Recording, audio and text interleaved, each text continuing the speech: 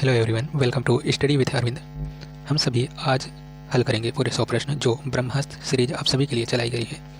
इसमें कुल प्रश्न आप सबको मिलेंगे 100 प्रश्न जो आप सबकी आगामी परीक्षा KVS, UP, TGT, PGT आदि परीक्षाओं में यह प्रश्न बहुत ही महत्वपूर्ण और उपयोगी साबित होंगे। तो यह सीरीज ब्रह्मास्त्र सीरीज जब तक KVS का एग्ज़ाम नहीं हो जा रहा है तब तक आप सभी को प्रतिदिन यह उपलब्ध कराई जाएगी।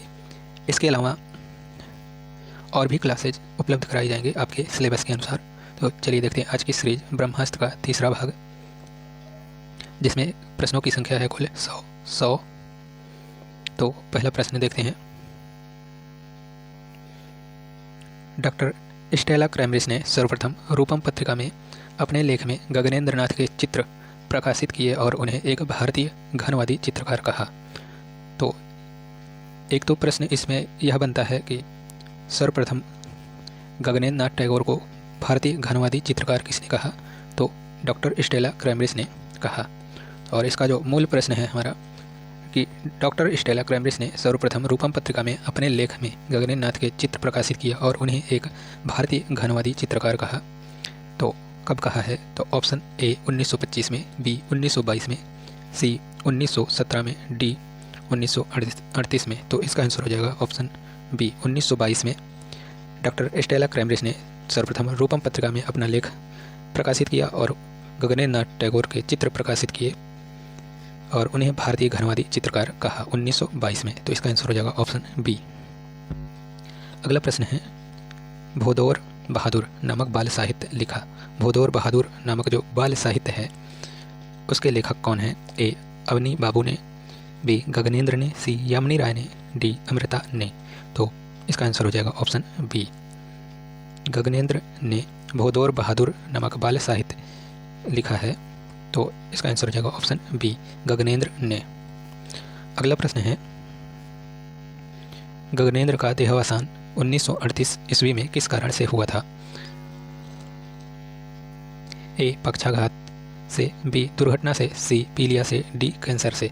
तो गगनेंद्र नाथ टैगोर का देहावसान 1938 में हुआ था और किस कारण हुआ? तो इसका आंसर हो जाएगा ऑप्शन ए, पक्षाघात यानी हार्ट अटैक से गगनेंद्र नाथ टैगोर का देहावसान हुआ या निधन हुआ था। अगला प्रश्न है, रविशंकर रावल ने किस पत्रिका का प्रकाशन किया था? तो रविशंकर रावल जो कलाकार हैं इन्होंने किस पत्रिका का प्रकाशन किया था? ऑप्शन ए कला संगम, बी कला वार्ता, सी कला निधि, डी कुमार। तो इसका आंसर हो जाएगा ऑप्शन डी, कुमार नामक पत्रिका का प्रकाशन किया था रविशंकर रावल ने। तो इसका आंसर हो जाएगा ऑप्शन डी। अगला प्रश्न है, रसिक लाल पारिख एवं कनु देसाई किसके शिष्य रहे? ए अवनींद्र नाथ के, बी गगनेंद्र नाथ के, सी रविशंकर रावल के, डी रविन्द्रनाथ के। तो रसिक लाल पारिख एवं कनु देसाई किसके शिष्य रहे हैं? तो इसका आंसर हो जाएगा ऑप्शन सी, रविशंकर रावल के शिष्य थे रसिक लाल पारिख और कनु देसाई रविशंकर रावल के शिष्य थे। अगला प्रश्न है, राम गोपाल विजयवर्गीय का जन्म किस राज्य में हुआ था? तो राम गोपाल विजयवर्गीय जो कलाकार हैं, भारतीय समकालीन कलाकार, तो इनका जन्म किस राज्य में हुआ था? ए मध्य प्रदेश में, बी महाराष्ट्र में, सी राजस्थान में, डी पश्चिम बंगाल में। तो इसका आंसर हो जाएगा ऑप्शन सी, राम गोपाल विजयवर्गीय का जन्म राजस्थान में हुआ था। तो इसका ऑप्शन सी सही होगा। अगला प्रश्न है, राम गोपाल विजयवर्गीय का प्रसिद्ध चित्र राधा का श्रृंगार है, यह किस पर बनाया गया है? जो राधा का श्रृंगार नामक चित्र है इसके चित्रकार है राम गोपाल विजयवर्गीय। यह किस माध्यम में बनाया गया है? ए कागज पर, बी पत्थर पर, सी भित्ति पर, डी सिल्क पर। तो इसका आंसर हो जाएगा ऑप्शन डी, सिल्क पर। राम गोपाल विजयवर्गीय का जो प्रसिद्ध चित्र है राधा का श्रृंगार, यह सिल्क पर चित्रित किया गया है। अगला प्रश्न है, राम गोपाल विजयवर्गीय का राधा का श्रृंगार नामक चित्र कहाँ पर संग्रहित है? ऑप्शन ए उत्तर प्रदेश ललित कला अकादमी, बी राजस्थान ललित कला अकादमी, सी मध्य प्रदेश ललित कला अकादमी, डी हरियाणा ललित कला अकादमी। तो इसका आंसर हो जाएगा ऑप्शन बी, राजस्थान ललित कला अकादमी में राम गोपाल विजयवर्गीय का प्रसिद्ध चित्र राधा का श्रृंगार नामक चित्र जो है वह संग्रहित है। तो इसका ऑप्शन बी सही होगा। अगला प्रश्न है, वह कौन सा कलाकार है जो जल रंगों तथा वास्तु तकनीक के बंगाल शैली के कुशल चित्रकार रहे और छायावादी शैली के कवि भी रहे? Option A Devaki Nandan Sharma, B Ranveer Singh Bisht, C Lalit Mohan Sen या ललित मोहन, डी रामगोपाल विजयवर्गीय। तो इसका आंसर होगा ऑप्शन डी, रामगोपाल विजयवर्गीय जो हैं वह वास्तु तकनीकी के बंगाल शैली के कुशल चित्रकार रहे और छायावादी शैली के कवि भी रहे। तो इसका आंसर हो जाएगा ऑप्शन डी। अगला प्रश्न है, अंतर्राष्ट्रीय स्तर पर मान्य पेरिस की सेलो द माई के सैलोज मुखर्जी रहे हैं। तो सेलो द माई जो संस्था है उसमें किस पद पर सैलोज मुखर्जी कार्यरत थे? ऑप्शन ए अध्यक्ष, बी सचिव,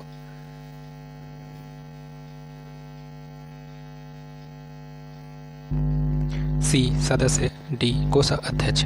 तो इसका आंसर हो जाएगा ऑप्शन सी।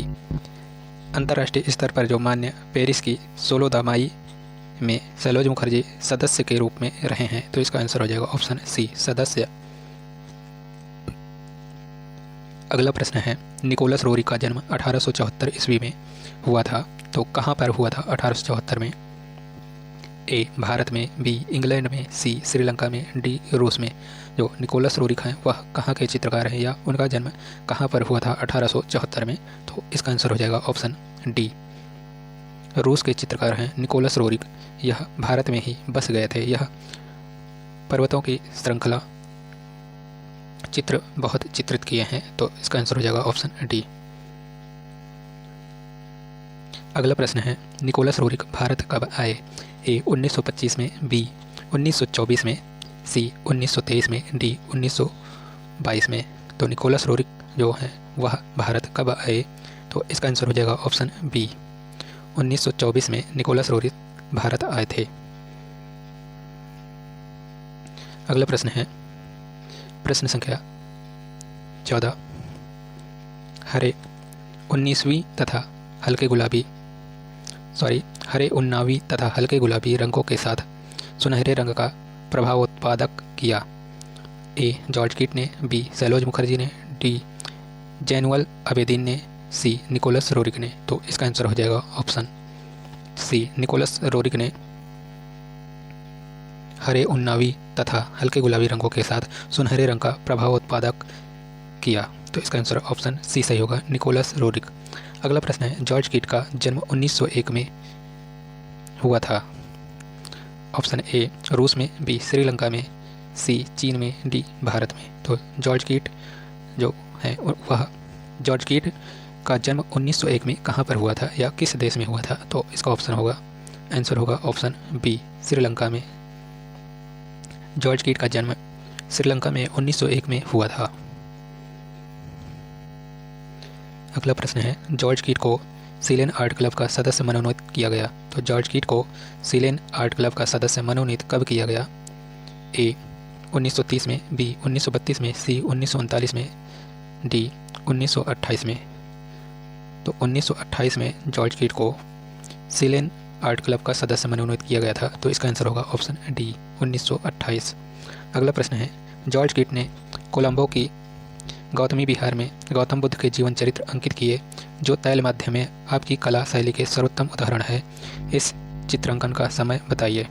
तो जो जॉर्ज कीट हैं इन्होंने कोलंबो में गौतमी विहार में, कोलंबो में स्थान का नाम है गौतमी विहार, वहाँ पर इन्होंने गौतम बुद्ध के जीवन चरित्र पर चित्र अंकित किए और वह तैल माध्यम में बनाए हैं। तो यह कब बनाया गया है? ऑप्शन ए 1939 में, बी 1940 में, सी 1935 में, डी 1960 में। तो इसका आंसर हो जाएगा ऑप्शन ए, 1939 में, 1939 में जॉर्ज कीट ने यह चित्र बनाए थे। अगला प्रश्न है, जॉर्ज कीट ने कुछ वर्ष चित्रण से संन्यास लेने के पश्चात पुनः चित्रण प्रारंभ किया। तो जॉर्ज कीट जो है वह चित्रण से कुछ वर्ष संन्यास लेने के बाद चित्रण कार्य कब प्रारंभ किया था? ए 1946 में, बी 1940 में, सी 1939 में, डी 1926 में। और इसका आंसर हो जाएगा ऑप्शन ए, 1946 में। 1946 में जॉर्ज कीट ने पुनः चित्रण प्रारंभ किया था। अगला प्रश्न है, जॉर्ज कीट का विवाह कुसुम नामक युवती से हुआ था जो थी। तो कुसुम नामक युवती से हुआ था, वह कहाँ की थी या किस देश की थी? ऑप्शन ए चीनी, बी जापानी, सी श्रीलंकाई, डी भारतीय। तो इसका आंसर होगा ऑप्शन डी। कुसुम नामक जो महिला थी या युवती थी वह भारतीय थी जिनका विवाह जॉर्ज कीट के साथ हुआ था। अगला प्रश्न है, जॉर्ज कीट के श्रृंगारिक चित्रों में किन रंगों का प्रभाव है? ए बैगनी, बी नारंगी, सी गुलाबी, डी आसमानी। तो इसका आंसर होगा ऑप्शन सी। जॉर्ज कीट के श्रृंगारिक चित्रों में गुलाबी रंगों का प्रावधान था। अगला प्रश्न है, जॉर्ज कीट की कला में अद्भुत संगम है। तो जॉर्ज कीट की कला में अद्भुत संगम है कौन कौन से वाद का? ए घनवाद, बी घनवाद यथार्थवाद, नव सृजनवाद, बी प्रभाववाद, नव प्रभाववाद, अति यथार्थवाद, सी दादावाद, भविष्यवाद, जंगलवाद, डी इनमें से कोई नहीं। तो इसका आंसर हो जाएगा ऑप्शन ए। जॉर्ज कीट की कला में अद्भुत संगम है घनवाद का, यथार्थवाद का और नव सृजनवाद का। तो इसका ऑप्शन ए सही होगा। अगला प्रश्न है, मनपुरा आइलैंड 1970 नामक कुंडलित चित्र किसने चित्रित किया? ए जॉर्ज कीट ने, बी निकोलस रोरिक ने, सी यामिनी रॉय ने, डी जैनुअल आबेदीन ने। तो इसका आंसर हो जाएगा ऑप्शन डी। जैनुअल आबेदीन ने यह चित्र चित्रित किए थे। मनपुरा आइलैंड 1970 नामक जो कुंडलित चित्र है इसे जैनुअल आबेदीन ने चित्रित किया था। अगला प्रश्न है, जैनुअल आबेदीन का जन्म 1917 को हुआ था। ए पाकिस्तान में, बी भारत में, सी बांग्लादेश में, डी ईरान में। तो इसका आंसर हो जाएगा ऑप्शन सी। जैनुअल आबेदीन का जन्म 1917 में बांग्लादेश में हुआ था। तो इसका आंसर ऑप्शन सी सही होगा, बांग्लादेश। अगला प्रश्न है, दोपहर की चिलचिलाती धूप छाँव नामक कृति को किसने चित्रित किया? तो जो शीर्षक है पेंटिंग का, दोपहर की चिलचिलाती धूप छाँव नामक कृति के चित्रकार कौन है? ए निकोलस रोरिक, बी बेंद्रे, सी हेबर, डी जॉर्ज कीट। तो इसका आंसर हो जाएगा ऑप्शन डी। जॉर्ज कीट ने चित्रित किया था। दोपहर की चिलचिलाती धूप छाँव नामक चित्र के चित्रकार हैं जॉर्ज कीट। अगला प्रश्न है, मास्टर ऑफ द माउंटेन के नाम से विख्यात हुआ। तो मास्टर ऑफ द माउंटेन के नाम से कौन सा कलाकार विख्यात हुआ था? A Asit Kumar Haldar, B Nicholas Roerich, C Avani, D Raja Ravi Varma. तो इसका आंसर हो जाएगा ऑप्शन बी। जो निकोलस रोरिक हैं वह मास्टर ऑफ द माउंटेन के नाम से विख्यात हैं। तो इसका आंसर हो जाएगा ऑप्शन बी। अगला प्रश्न है, निकोलस रोरिक का जन्म 9 अक्टूबर 1874 में कहाँ पर हुआ था? ए सेंट पीटर्स नगर में रूस, बी कलकत्ता में भारत, सी कोलंबो में श्रीलंका, डी रंगून में बर्मा। तो इसका आंसर हो जाएगा ऑप्शन ए, सेंट पीटर्स नगर में जो रूस में स्थित है। तो निकोलस रोरिक का जन्म 9 अक्टूबर 1874 को सेंट पीटर्स नगर में रूस में हुआ था। अगला प्रश्न है, रोरिक के चित्रों ने मुझे गहनतम रूप में उद्वेलित किया। यह कथन रोरिक की प्रशंसा में रविन्द्रनाथ टैगोर ने व्यक्त किया था। तो यह कथन रविन्द्रनाथ ने कब व्यक्त किया था? ए 1920, बी 1930 में, सी 1910 में, डी 1935 में। तो इसका आंसर हो जाएगा ऑप्शन ए 1920 में रविन्द्रनाथ टैगोर ने रोरिक के चित्रों की प्रशंसा करते हुए लिखा था कि रोरिक के चित्रों ने मुझे गहनतम रूप में उद्वेलित किया। तो इसका आंसर हो जाएगा ऑप्शन ए 1920। अगला प्रश्न है, कुंदन लाल मिस्त्री का जन्म 1860 में हुआ था। तो कुंदन लाल मिस्त्री का जन्म 1860 में कहाँ पर हुआ था? ए कोटा में, बी बूंदी में, सी मेवाड़ में, डी मथुरा में।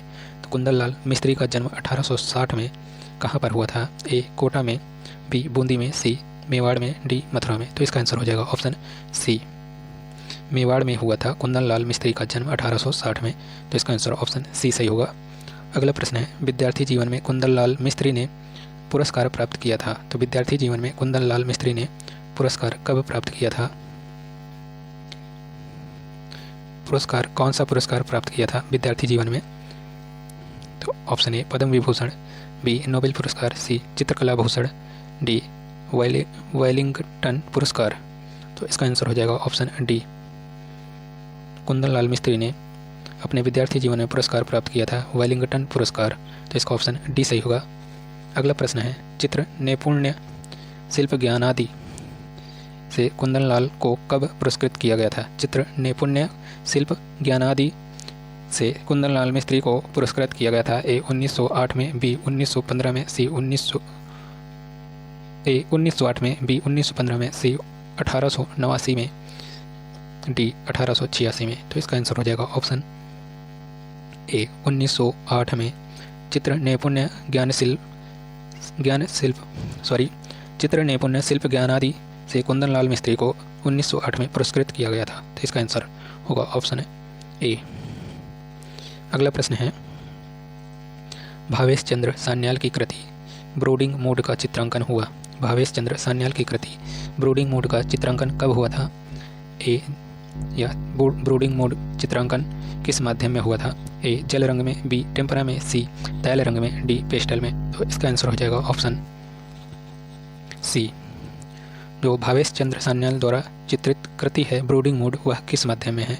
तो इसका आंसर हो जाएगा ऑप्शन सी, तैल माध्यम में। अगला प्रश्न है, 1936 में भावेश सान्याल ने अपना एक अलग कला विद्यालय खोला था? ए आसाम में, बी दिल्ली में, सी लाहौर में, डी मुंबई में। तो इसका आंसर हो जाएगा ऑप्शन सी, लाहौर में 1936 में भावेश चंद्र सान्याल ने अपना एक अलग कला विद्यालय खोला था। तो इसका आंसर हो जाएगा ऑप्शन सी। अगला प्रश्न है,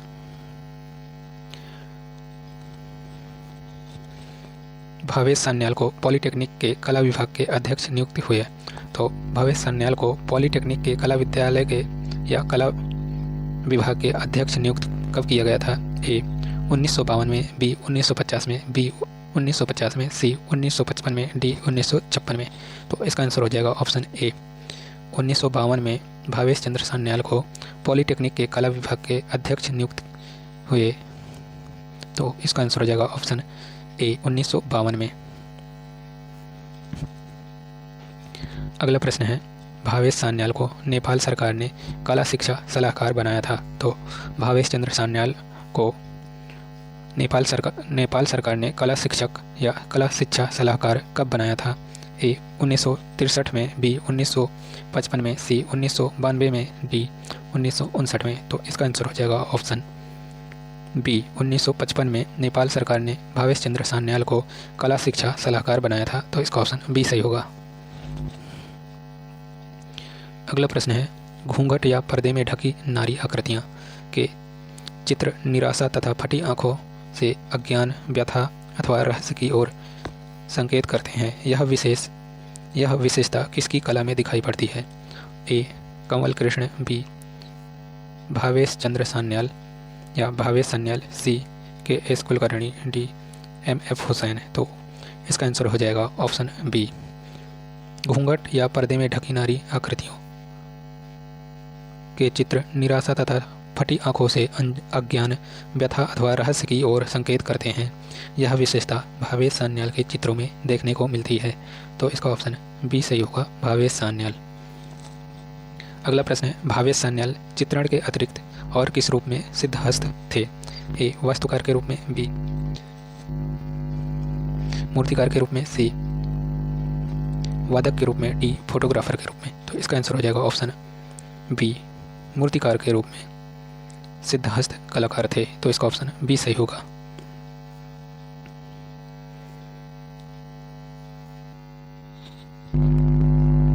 अगला प्रश्न है, के माधव मेनन का जन्म हुआ?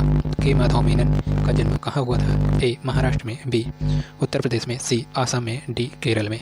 तो इसका आंसर हो जाएगा ऑप्शन डी, केरल में। केरल में जो है के माधव मेनन का जन्म हुआ था। तो इसका ऑप्शन डी सही होगा, केरल में। अगला प्रश्न है, माधव मेनन किस यूनिवर्सिटी के विभागाध्यक्ष रहे हैं? ए मोहनलाल सुखाड़िया विश्वविद्यालय में, B Indira university fine art, B Indira university of fine art, C Rajasthan विश्वविद्यालय, डी अन्नामलाई यूनिवर्सिटी। तो इसका ऑप्शन डी सही होगा, अन्नामलाई यूनिवर्सिटी में माधव मेनन विभागाध्यक्ष रहे हैं। तो इसका ऑप्शन डी सही होगा, अन्नामलाई यूनिवर्सिटी। अगला प्रश्न है, माधव मेनन चित्रकला आर्ट गैलरी तिरुवनंतपुरम में क्या थे? तो माधव मेनन चित्रकला आर्ट गैलरी में तिरुवनंतपुरम में क्या थे? ए निदेशक, बी प्रबंधक, सी अध्यक्ष, डी सचिव। तो इसका आंसर हो जाएगा ऑप्शन ए। माधव मेनन जो हैं वह चित्रकला आर्ट गैलरी तिरुवनंतपुरम में निदेशक के पद पे कार्यरत थे। इसका आंसर हो जाएगा ऑप्शन ए, निदेशक।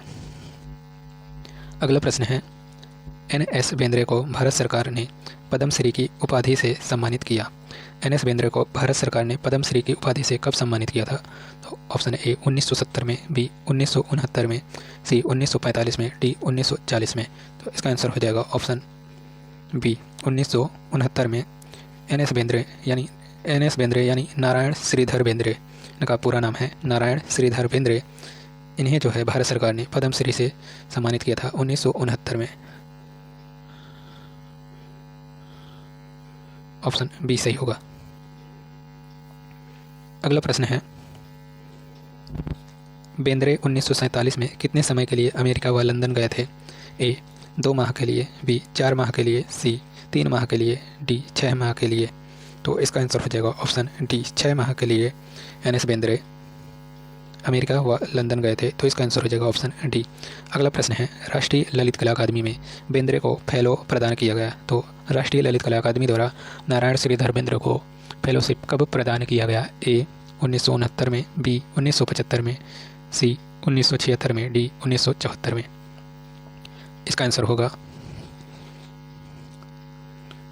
आंसर होगा ऑप्शन डी 1974 में नारायण श्रीधर बेंद्रे को राष्ट्रीय ललित कला अकादमी जो दिल्ली में स्थित है वहाँ से इनको फेलो प्रदान किया गया था 1974 में।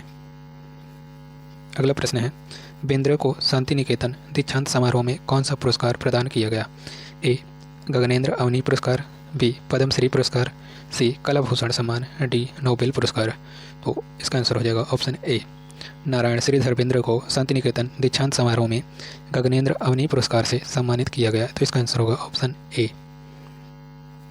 अगला प्रश्न है, बेंद्रे के प्रारंभिक समय के चित्रों में वास तथा ग्वास तकनीकी में बनाए गए दृश्य चित्र हैं जो प्रभावित हैं।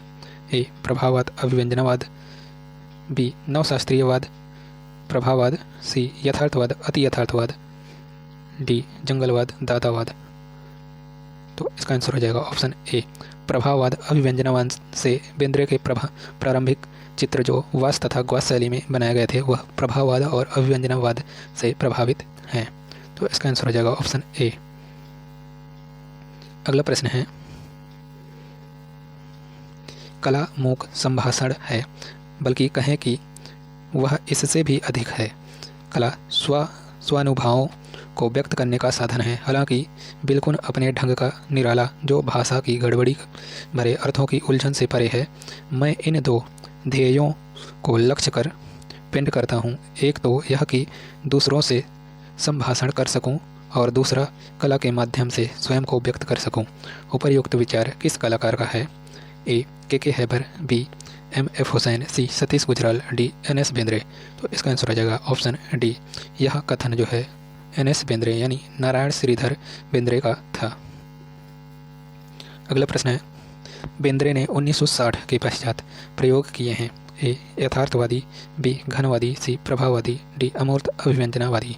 तो नारायण श्रीधर बेंद्रे ने 1960 के बाद किस वाद में या किस शैली में प्रयोग किए हैं? तो इसका आंसर हो जाएगा ऑप्शन डी, अमूर्त अभिव्यंजनावादी शैली में प्रयोग किए हैं 1960 के बाद। अगला प्रश्न है, बेंद्रे की नियुक्ति 1950 में रीडर तथा चित्रकला विभाग के अध्यक्ष के रूप में हुई। तो रीडर तथा चित्रकला विभाग के अध्यक्ष के रूप में 1950 में किस विश्वविद्यालय में हुई थी? ए महाराजा सायजीराव विश्वविद्यालय बड़ौदा के ललित कला संकाय में, बी राजस्थान विश्वविद्यालय जयपुर के ललित कला संकाय में, सी बनारस हिंदू विश्वविद्यालय वाराणसी के ललित कला संकाय में, D Mayo college of arts and craft Lahore में। तो इसका आंसर हो जाएगा ऑप्शन ए, महाराजा सायजी राव विश्वविद्यालय बड़ौदा के ललित कला संकाय में 1950 में रीडर तथा चित्रकला विभाग के अध्यक्ष के रूप में N.S. बेंद्रे की नियुक्ति हुई थी। तो इसका आंसर हो जाएगा ऑप्शन ए, MS विश्वविद्यालय या MS यूनिवर्सिटी बड़ौदा। अगला प्रश्न है, बेंद्रे 1966 में बड़ौदा से त्यागपत्र देकर स्थायी रूप से रहने लगे। ए. इंदौर में, बी. मुंबई में, सी. कोलकाता में, डी. लखनऊ में। तो एन.एस. बेंद्रे 1966 में बड़ौदा से त्यागपत्र देकर कहाँ रहने लगे थे? तो इसका आंसर हो जाएगा ऑप्शन बी, मुंबई में। अगला प्रश्न है, भवानी चरण गुई का जन्म सन 1910 में हुआ था। ए. जयपुर में, बी. भरतपुर में, सी. उदयपुर में, डी. वाराणसी में।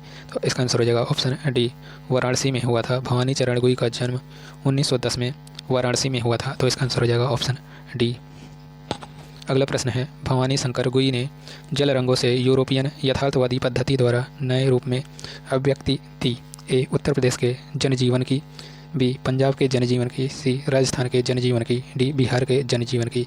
तो इसका आंसर हो जाएगा ऑप्शन सी, राजस्थान के जनजीवन की। भवानी शंकर गुई ने जल रंगों से यूरोपियन यथार्थवादी पद्धति द्वारा नए रूप में अभिव्यक्ति दी थी राजस्थान के जनजीवन की। तो ऑप्शन सी सही होगा। अगला प्रश्न है, भवानी शंकर की कला यात्रा पर राजस्थान ललित कला अकादमी द्वारा एक लघु फिल्म बनाई गई है। तो कब बनाई गई है वह लघु फिल्म? ए. 1996 में, बी. 1995 में, डी. 1990 में, सी. 1998 में। तो इसका आंसर हो जाएगा ऑप्शन बी, 1995 में भवानी शंकर गुई की कला यात्रा पर राजस्थान ललित कला अकादमी ने एक लघु फिल्म डॉक्यूमेंट्री बनाई है 1995 में। अगला प्रश्न है, कंवल कृष्ण ने कश्मीर युद्ध के समय युद्धरत भारतीय सेना के चित्र अंकित किए हैं जिन्हें 1948 में रक्षा मंत्रालय ने क्रय किया था।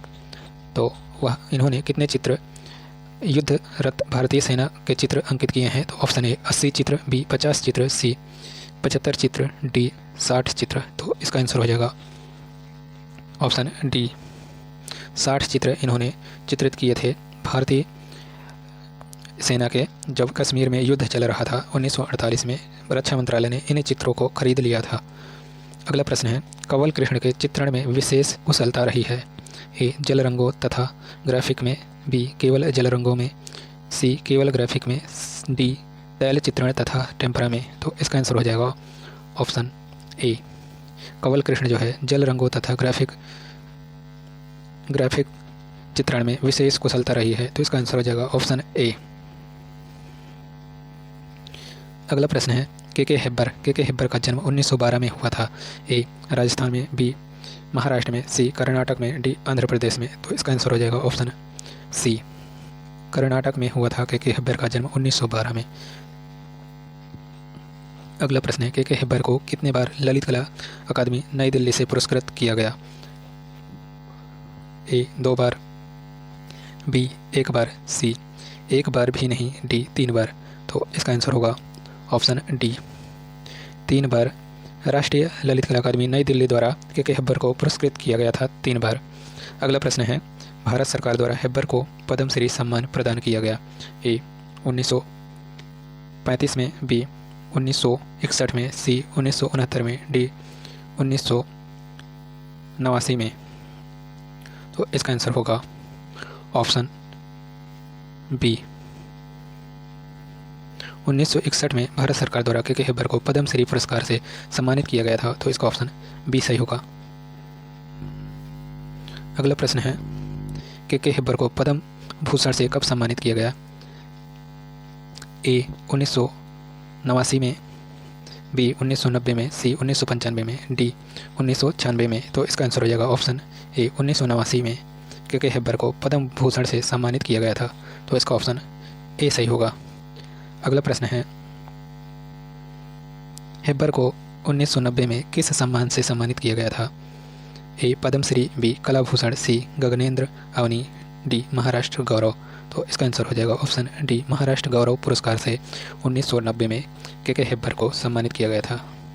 अगला प्रश्न है, 1914 में हैदराबाद में जन्मे कृष्ण जी हवल जी आरा का मूल नाम है?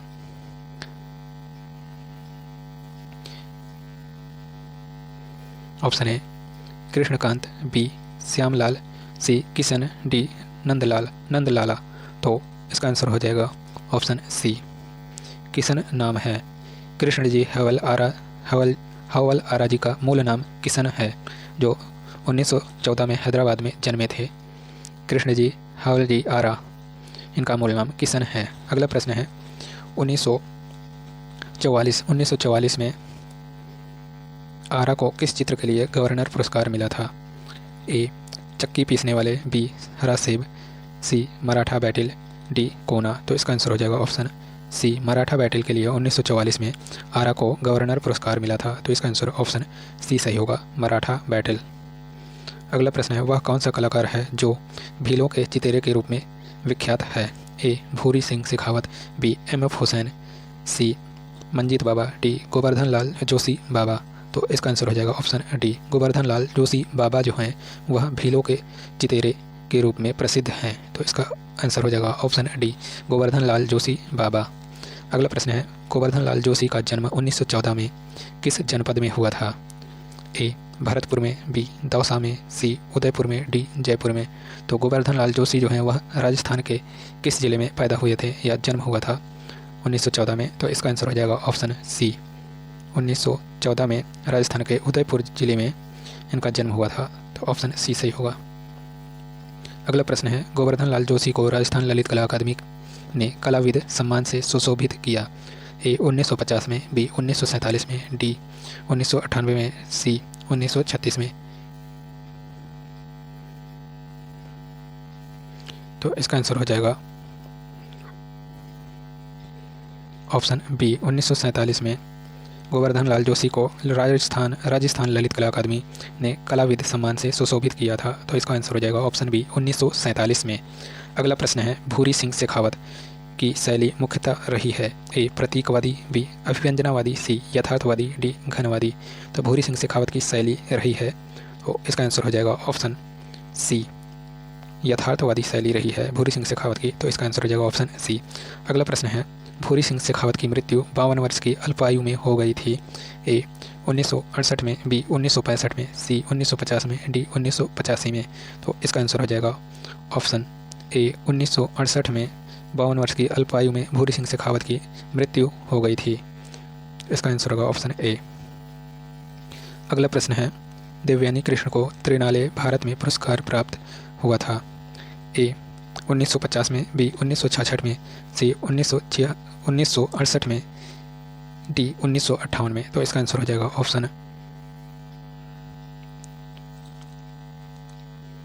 ऑप्शन सी, 1966 में।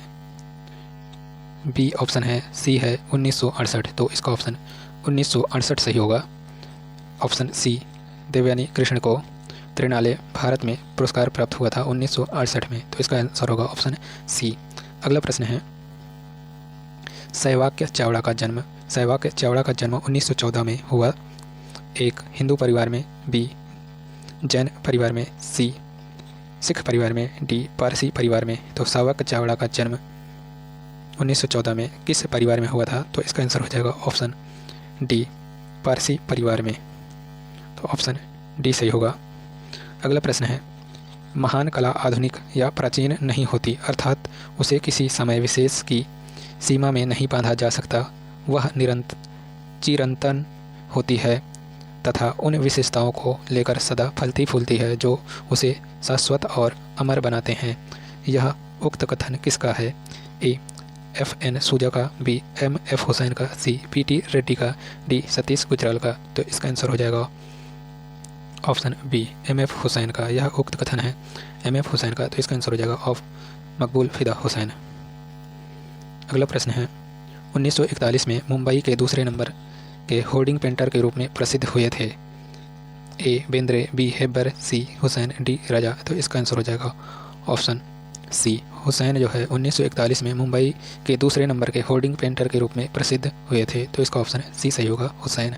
अगला प्रश्न है, देवलालीकर से हुसैन ने कला शिक्षा ग्रहण की? ए. मुंबई में, बी. इंदौर में, सी. जयपुर में, डी. पुणे में। तो इसका आंसर हो जाएगा ऑप्शन बी, देवलालीकर से हुसैन ने कला शिक्षा किस शहर में या कहाँ ग्रहण की थी? तो इसका ऑप्शन बी सही होगा, इंदौर में। अगला प्रश्न है, हुसैन ने फर्नीचर डिजाइनर का कार्य किया था? तो हुसैन ने फर्नीचर डिजाइनर का कार्य कब किया था? ए. 1941 में, बी. 1930 में, सी. 1935 में, डी. 1928 में। तो इसका आंसर हो जाएगा ऑप्शन ए, 1941 में हुसैन एक फर्नीचर डिजाइनर के रूप में भी कार्य किए थे। तो इसका आंसर हो जाएगा ऑप्शन ए। अगला प्रश्न है, हुसैन इंदौर कला शिक्षक देवलालीकर से कला शिक्षा प्राप्त करने के पश्चात मुंबई के sir J school of art से किस सन में प्रवेश लिया? हुसैन इंदौर कला शिक्षक देवलालीकर से कला शिक्षा प्राप्त करने के पश्चात मुंबई के sir J school of art में किस सन में प्रवेश लिया? ए 1935 में, बी 1936 में, सी 1940 में, डी 1930 में। तो इसका आंसर हो जाएगा ऑप्शन बी 1936 में। देवलालीकर से शिक्षा लेने के बाद sir J school of art में प्रवेश लिए थे 1936 में हुसैन। अगला प्रश्न है 1947 में हुसैन ने जो दृश्य चित्र प्रदर्शित दिल्ली में किया था उन चित्रों का माध्यम था। तो उन चित्रों का माध्यम क्या था? ए जल रंग, बी तैल रंग, सी क्रेयॉन, डी टेम्परा। तो 1947 में हुसैन ने जो दृश्य चित्र प्रदर्शित किए थे दिल्ली में, तो उसका माध्यम क्या था?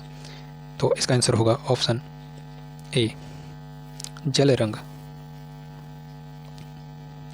अगला प्रश्न है सूजा और रजा भी चित्र प्रदर्शनी को 1947 में दिल्ली में देखने के लिए आए थे। बताइए किस कलाकार की चित्र प्रदर्शनी थी? ए हुसैन की, बी आरा की, सी तैयब मेहता की, डी बेंद्रे की। तो इसका आंसर हो जाएगा ऑप्शन ए हुसैन की प्रदर्शनी थी जो 1947 में लगी थी और इस प्रदर्शनी को देखने सूजा और रजा भी आए थे। अगला प्रश्न है हुसैन ने अपने चित्रों की प्रथम एकल प्रदर्शनी की थी। ए 1953 में, बी 1950 में, सी 1960 में, डी 1941 में। तो इसका आंसर हो जाएगा ऑप्शन बी 1950 में हुसैन ने अपने चित्रों की एकल प्रदर्शनी की थी, तो सोलो एग्जीबिशन। इसका आंसर हो जाएगा ऑप्शन बी 1950 में। अगला प्रश्न है राष्ट्रीय कला प्रदर्शनी में केंद्रीय ललित कला अकादमी को प्रथम पुरस्कार प्राप्त हुआ। तो राष्ट्रीय कला प्रदर्शनी में केंद्रीय ललित कला अकादमी को प्रथम पुरस्कार प्राप्त हुआ था। ऑप्शन ए 1946 में, बी 1941 में, सी 1965 में, डी 1955 में। तो इसका आंसर हो जाएगा ऑप्शन डी 1955 में।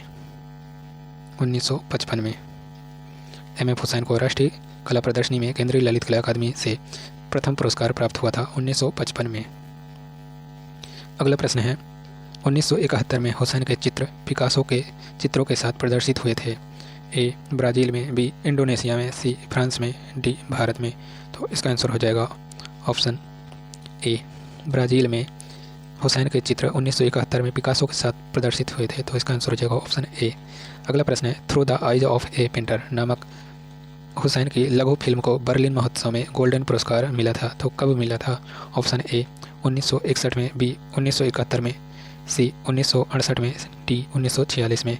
तो इसका आंसर हो जाएगा ऑप्शन सी 1968 में। Through the eyes of A painter नामक जो लघु फिल्म है इसे एम.एफ. हुसैन द्वारा निर्मित किया गया है, बनाया गया है। तो इसे गोल्डन पुरस्कार मिला था बर्लिन महोत्सव में 1968 में। तो इसका ऑप्शन सी सही होगा 1968। अगला प्रश्न है हुसैन को पद्मश्री पद्म विभूषण से अलंकृत किया गया। ए भारत सरकार ने, बी रूस सरकार ने, सी अमेरिका सरकार ने, डी ब्राज़ील सरकार ने। तो इसका आंसर होगा ऑप्शन ए। जो पद्मश्री और पद्म विभूषण पुरस्कार है यह सिर्फ भारत सरकार द्वारा दिया जाता है। तो इसका आंसर होगा ऑप्शन ए भारत सरकार ने अलंकृत किया था या सम्मानित किया था। अगला प्रश्न है 1992 में हुसैन ने विसर्जन प्रदर्शनी के लिए अथक प्रयास से किसकी छवि बनाई थी जो एक दिन में ही नष्ट कर दी गई? ए पुरुषों की, बी देवी की, सी देवताओं की, डी नारी की। तो इसका आंसर हो जाएगा ऑप्शन बी ऑप्शन बी हो जाएगा देवी की। 1992 में हुसैन ने विसर्जन प्रदर्शनी के लिए अथक प्रयास से देवी की छवि बनाई थी जो एक दिन में ही नष्ट कर दी गई थी। तो इसका आंसर हो जाएगा ऑप्शन बी देवी की। अगला प्रश्न है रूपांकरों का मूर्ति व्यंजक भाव, बेबाक रंग, प्रवाह, धारा प्रवाही, सशक्त रेखांकन, नूतन कल्पना, सामाजिक विषय, वस्तुओं का घनत्व, रंगों की मोटी सतह में तीव्र व्यंजकता द्वारा आकृतियों का सहज निर्माण तथा चित्रण की सादगी व प्रबल भावाभिव्यंजना उपयुक्त विशेषताएं पाई जाती हैं। तो यह सभी विशेषताएं किस कलाकार के चित्रों में पाई जाती हैं? ए यमुनी राय की कला में, बी भूरी सिंह शेखावत की कला में, सी हुसैन की कला में, डी अमृता शेरगिल की कला में। तो इसका आंसर हो जाएगा ऑप्शन सी यह सभी विशेषताएं हुसैन की कला में पाई जाती हैं, तो इसका ऑप्शन सी सही होगा। अगला प्रश्न है, मदर टेरेसा प्रेम व आशा का प्रतीक है, यह किसकी कृति है? ए सूजा, बी तैयब मेहता, सी हुसैन, डी अवनी। तो इसका आंसर हो जाएगा ऑप्शन सी। मदर टेरेसा प्रेम व आशा का प्रतीक है, यह कृति हुसैन की है, तो इसका आंसर हो जाएगा ऑप्शन सी। अगला प्रश्न है, प्रोग्रेसिव आर्टिस्ट ग्रुप पैग में हुसैन को सम्मिलित किया गया। ए 1947 में, बी 1950 में, सी 1956 में, डी 1948 में। तो इसका आंसर हो जाएगा ऑप्शन डी। 1948 में प्रोग्रेसिव आर्टिस्ट ग्रुप पैग में हुसैन को सम्मिलित किया गया था, तो इसका ऑप्शन डी सही होगा। अगला प्रश्न है, हुसैन ने अब तक लगभग कितनी फिल्मों का निर्माण किया है? ए 3, बी 10, सी 12, डी 6। तो इसका आंसर हो जाएगा सी। हुसैन ने अब तक लगभग 12 फिल्मों का निर्माण किया था, तो इसका आंसर हो जाएगा ऑप्शन सी। अगला प्रश्न है, गजगामिनी व मीनाक्षी नामक फिल्में किसने बनाई? ए बेंद्रे ने, बी हुसैन ने, सी तैयब मेहता ने, डी हैदर रजा ने। तो मीनाक्षी व गजगामिनी नामक फिल्में हुसैन द्वारा बनाई गई हैं, तो इसका आंसर हो जाएगा ऑप्शन बी। ऑप्शन बी सही होगा, हुसैन ने। मीनाक्षी या गजगामिनी मीनाक्षी नामक फिल्में के निर्माता हैं हुसैन। अगला प्रश्न है, वस्तुतः यथार्थ व अमूर्तन को अत्यंत आकर्षक तरीके से संश्लेषित किया। ए यामिनी राय ने, बी मंसूर ने, सी हुसैन ने, डी अवनी ने। तो इसका आंसर हो जाएगा ऑप्शन सी। हुसैन ने वस्तुतः यथार्थ व अमूर्तन को अत्यंत आकर्षक तरीके से संश्लेषित किया है। अगला प्रश्न है, हुसैन ने विशेष रूप से किन पशुओं का चित्रांकन किया है?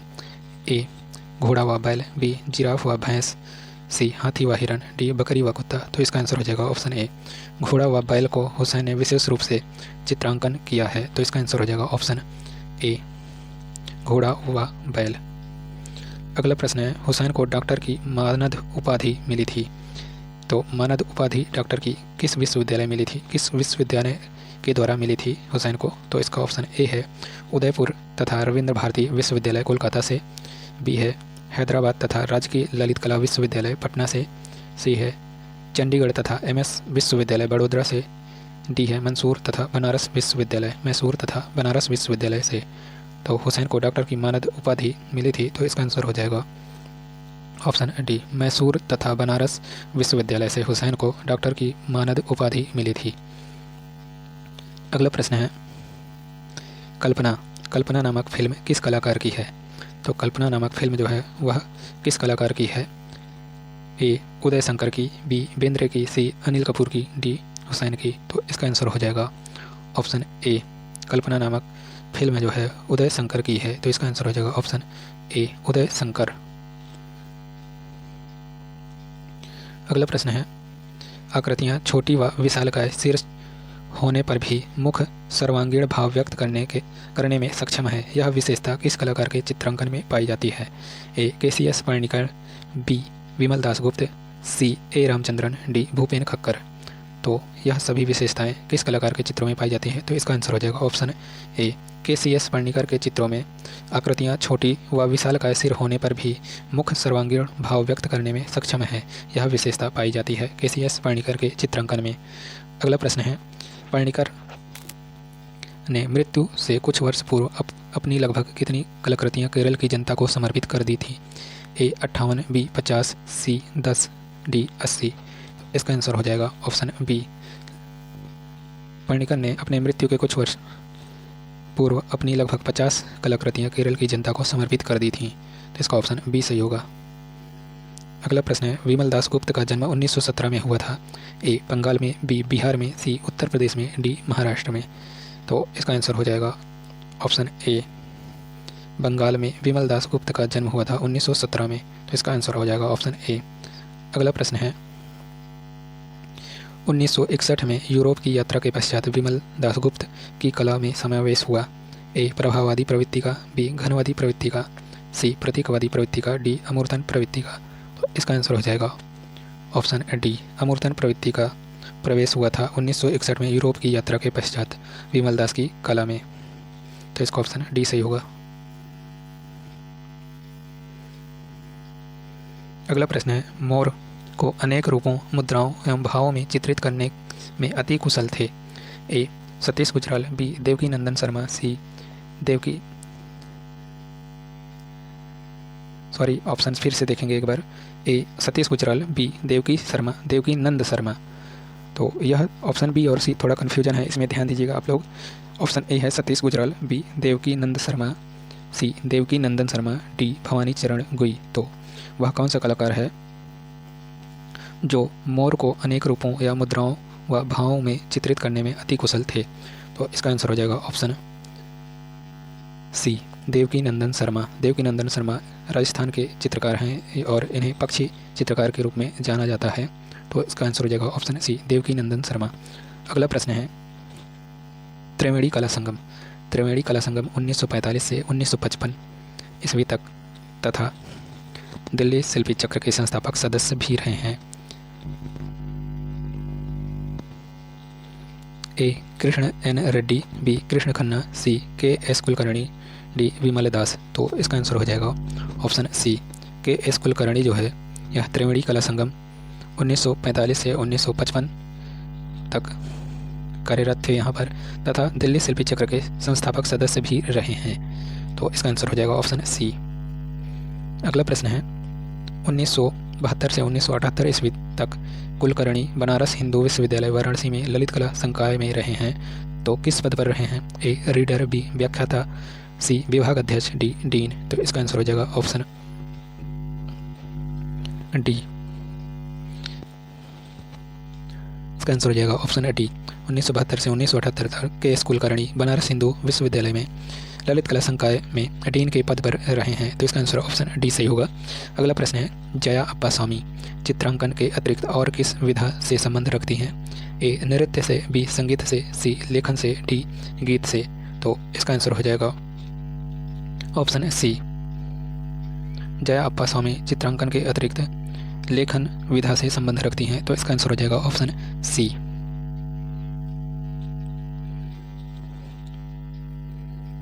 अगला प्रश्न है, सैयद हैदर रजा का जन्म 1922 में हुआ था। ए महाराष्ट्र मुंबई में, बी बाबेरिया मध्य प्रदेश में, सी कर्नाटक बंगलौर में, डी उदयपुर राजस्थान में। तो इसका आंसर हो जाएगा ऑप्शन बी बाबेरिया मध्य प्रदेश में सैयद हैदर रजा का जन्म 1922 में हुआ था। तो इसका आंसर हो जाएगा ऑप्शन बी बाबेरिया मध्य प्रदेश में। अगला प्रश्न है, सैयद हैदर रजा की प्रारंभिक कला शिक्षा प्राप्त हुई। A sir J school of arts Mumbai से, बी रविंद्र भारती विश्वविद्यालय कोलकाता से, सी कॉलेज ऑफ आर्ट्स नई दिल्ली से, डी स्कूल ऑफ आर्ट्स नई दिल्ली से। तो इसका आंसर हो जाएगा option D school of art नई दिल्ली से सैयद हैदर रजा की प्रारंभिक कला शिक्षा प्राप्त हुई है। तो इसका ऑप्शन डी सही होगा।